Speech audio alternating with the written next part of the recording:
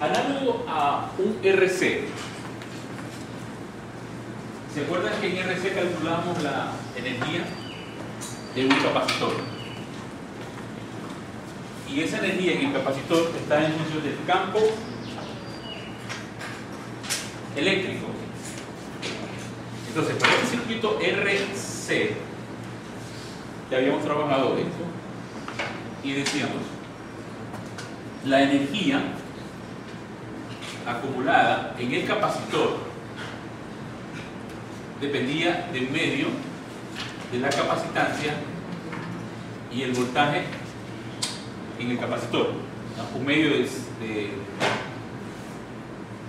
CB cuadrado, ¿okay? Medio de la capacitancia por el voltaje al cuadrado. Asimismo, en un inductor necesitamos saber cuánta es la energía almacenada en el campo magnético dentro del inductor. Esa energía la podemos deducir a partir del concepto de potencia. Como la potencia es voltaje por corriente, entonces el voltaje en estos terminales del inductor, ¿qué cosa es? L de I de C. Multiplicado por I, entonces tenemos L por I de I de T. Si dt lo multiplicamos por P, acuérdense usted que potencia en un intervalo de tiempo es energía.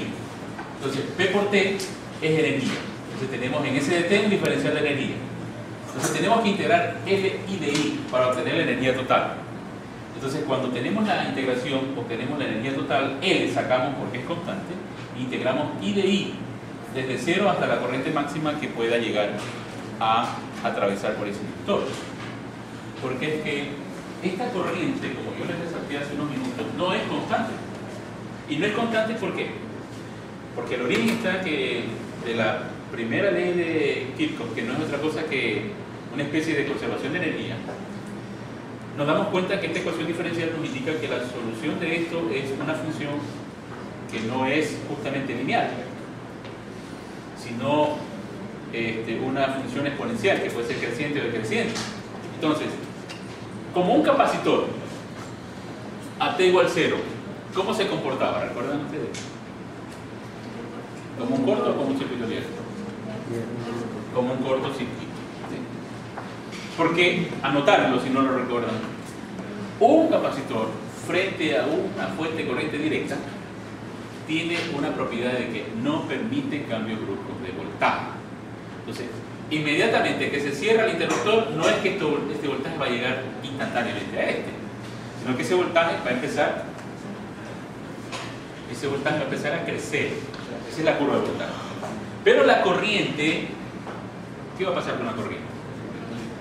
Va a empezar con un máximo, porque este capacitor se comporta como un corto y la corriente a t igual 0 vale la fe sobre la resistencia. ¿Sí se acuerdan de eso, no? Eso ya lo vimos. Entonces, esta corriente no es constante, entonces empieza de un máximo a decaer.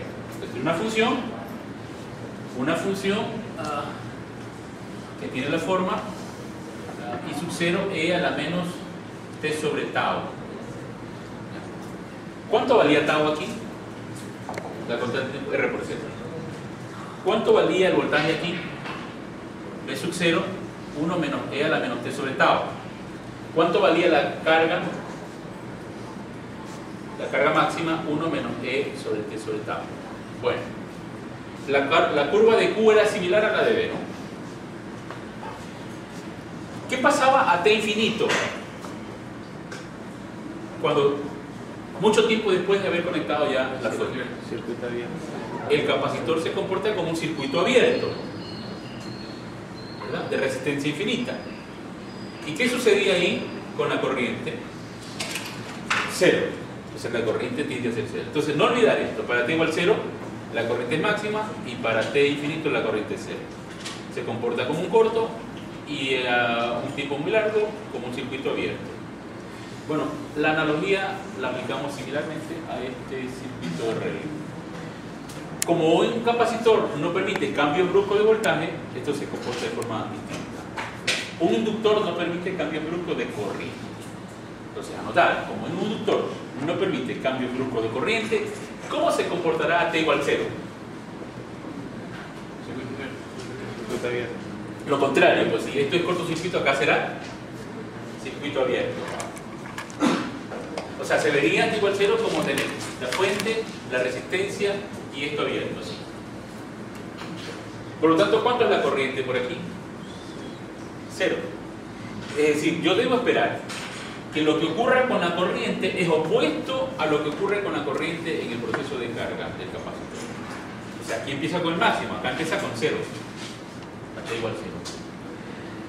Y en un tiempo muy largo, cuando el inductor ha sido conectado a la batería, ese tiempo, digamos, T muy grande, infinito, el circuito se comporta como un corto, ¿no? Entonces, si aquí el inductor frente a la resistencia y la fuente es como un conductor, ¿cuánto es la corriente por E? Máxima y vale E sobre R. A este valor tiende a 10. Entonces, si esa corriente en un tiempo muy largo vale E sobre R, esta es la corriente máxima a la que te llega, entonces esta corriente va a crecer. Entonces, en resumen, para T igual 0, abierto. Y para T infinito, cortocircuitado. Estos son los dos extremos. Entonces, en ese tramo intermedio, la corriente es variable y crece así. Y la tasa a la que crece,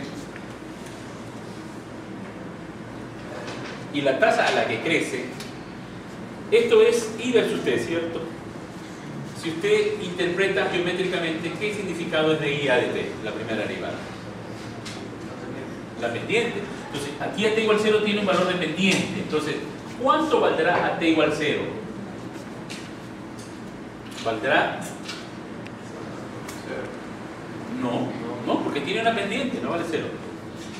A T infinito, o sea, por acá, la pendiente vale 0. O sea, dI de T vale 0 en T infinito. ¿Entienden? dI de T vale 0 en T infinito. Pero para T igual 0 no vale eso. ¿Vale? De aquí, me voy acá. Vale. E menos I por R sobre L. Eso vale dI de T. ¿Sí ven? Entonces, como estoy queriendo evaluar cuánto vale para T igual 0, para T igual 0 vale 0 la corriente. Como vale 0 la corriente, esto vale E sobre L. Porque I vale 0, entonces queda E sobre L. Entonces, dI de T, la pendiente de esta recta vale la FEN, la batería, dividido para la inductancia. Eso vale dI de T. Pero la tasa, entonces, a la que está cambiando dI de T es variable, ¿no? Eso justamente porque yo determino que la FEN inducida, bueno, el voltaje inducido en un inductor vale L de I a de T. Por eso que este voltaje es variable. Aunque L es constante, esta tasa, la que cambia ahí, no es constante. ¿Cuál va a ser el voltaje del inductor en T infinito? Dado que de I de T en T infinito es 0, el voltaje del inductor va a ser 0. ¿Verdad? Entonces, estas curvas son opuestas a los capacitores. Si fijan la corriente, ¿qué pasará con el voltaje en el capacitor comparado con el inductor? ¿Cómo es la curva? Algo como esto. Viene de un voltaje grande a ser 0, porque eso es lo que digo, el voltaje va a ser 0 en T infinito. Entonces, la curva de voltaje va a ser algo como esto, ¿no? Bien, entonces, la energía,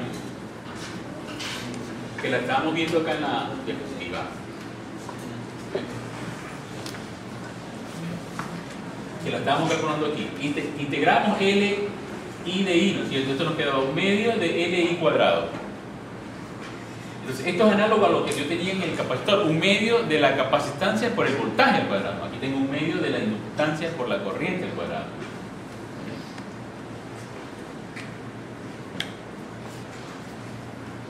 La inductancia, por analogía, es lo similar a lo que ocurría con el capacitor.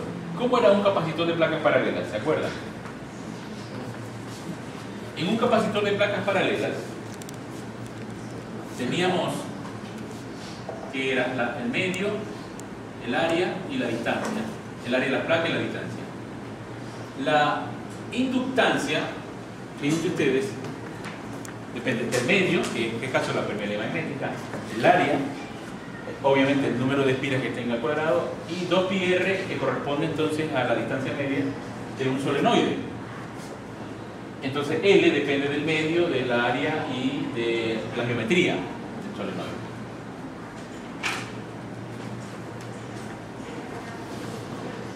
En capacitancia calculamos la densidad de energía. Una vez que teníamos esta energía como un medio de L cuadrado, aquí lo que hemos hecho es sustituir L, dividíamos U para calcular,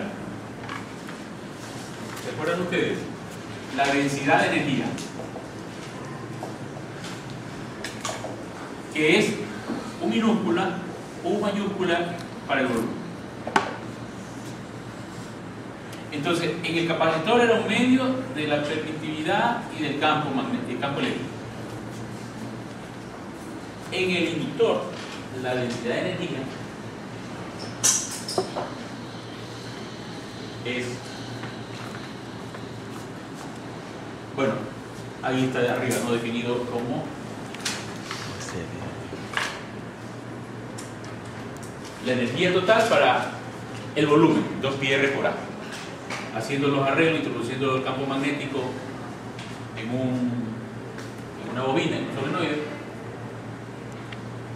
llegamos a esta expresión.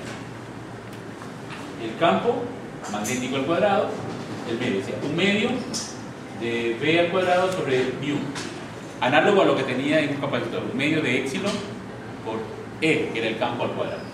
Entonces esta es la densidad de energía concentrada por metro cúbico. Si el solenoide tiene un núcleo y no es el vacío, entonces aquí se hace un símbolo, aquí se pone dos rayitas. Lo significa que aquí dentro de la bobina hay un núcleo, que no es el aire, ¿no? Entonces en ese caso, como hay un material magnético, la densidad de energía U va a ser entonces igual a un medio del campo magnético dividido para la, se puede confundir, esta es U y esta es mu, que esta es la permeabilidad magnética. O sea, la permeabilidad magnética, esto es la letra griega mu, sub 0, esto es la letra U. Entonces la densidad de energía en un medio que no sea el vacío, sino diferente al vacío, va a quedar en términos de mu, la permeabilidad del medio. Obviamente esto generalmente es mayor que el sub 0 si ese medio es distinto que la del vacío. En tal caso tiene que ser dato eso, ¿no? Lo que estaba resaltando es que cuidado se va a confundir, ¿no? Esta es la letra griega y esta es U, nuestra.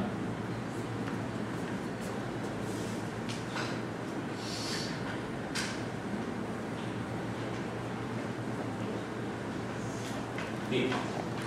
Entonces, ahora sí estamos listos para resolver un circuito RL, una vez incorporar las características de la energía que puede almacenar, la corriente que puede pasar por ella, el voltaje que se puede inducir, más este componente que ya lo hemos trabajado en el capítulo anterior. Entonces vamos a resolver la primera parte del análisis.